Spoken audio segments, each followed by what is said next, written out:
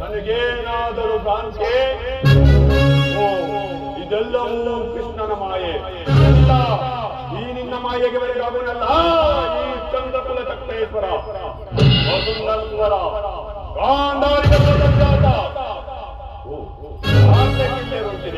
ಸಾರ್ಥಕಿ ಕೃಷ್ಣನಲ್ಲಿ ಶ್ರೀಕೃಷ್ಣ ಪರಮಾತ್ಮರು ನಿದ್ರಿಸುತ್ತಿರುವರು. ಭಾಕರು ರಾಜ, ಈ ಪೀಠದಲ್ಲಿ ಕುಳಿತಿಕೋ. ಏನು? ನಾ ಹಸ್ತಿನಾವತಿಯಿಂದ ದ್ವಾರಿಕೆ ಬಂದರು. ಈ ಗೋಪಾಲನಿದ್ದೆ ಇನ್ನು ಮುಂದಿನ ಸಾರ್ಥಕಿ. ಸಾರ್ಥಕಿ, ಇನ್ನಲ್ಲೊಂದು ಪ್ರಶ್ನೆ. ಅದೇನು ಹೇಳು ಗುರು ರಾಜ. ಪಾಂಡವರು ನಮಗೆ ಯುದ್ಧ ಸಂಘಟಿಸಿರುವುದು ನಮ್ಮ ಪಕ್ಷ ವಹಿಸಬೇಕು. ಗುರುರಾಜ, ಇದಕ್ಕೆ ಉತ್ತರವನ್ನೇಳಲು ನಾವು ಶಕ್ತರಲ್ಲ. ಏಕೆಂದರೆ ನಾವುಗಳು ಶ್ರೀಕೃಷ್ಣ ಪರಮಾತ್ಮರ ಅಧೀನರು. ಶ್ರೀಕೃಷ್ಣ ಪರಮಾತ್ಮರು ಎಲ್ಲಿರುವರು, ನಾವು ಸಹ ಅಲ್ಲೇ ಇರುವೆವು. ಗುರುರಾಜ, ಪ್ರಶ್ನೆಗೆ ಸರಿಯಾದ ಉತ್ತರ ಮಾತಕ್ಕೆ. ಈ ಬಾರಿ ನಿಮ್ಮ ಕೃಷ್ಣನು ನನ್ನ ಪಕ್ಷವನ್ನು ವಹಿಸಿದ್ದಾದರೆ ಇಡೀ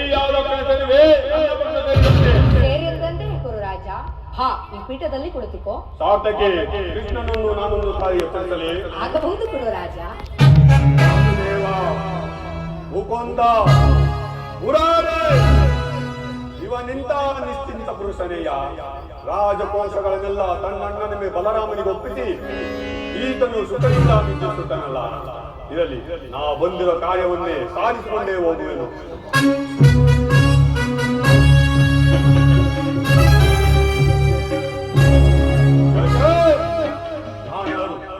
ರಾಜಾದಿಗಳ ರಾಜ ಗೌರವೇಶ್ವರನು ಕೇವಲ ದನ ಕಾಯುವ ಗೋಪಾಲ ಪಾದದಡಿಗೆ ಅಸಂಭವ, ಅಪಮಾನ. ನಮಗೆ ಯೋಗ್ಯವಾದ ಪೀಠ ಶಿರಭಾಗ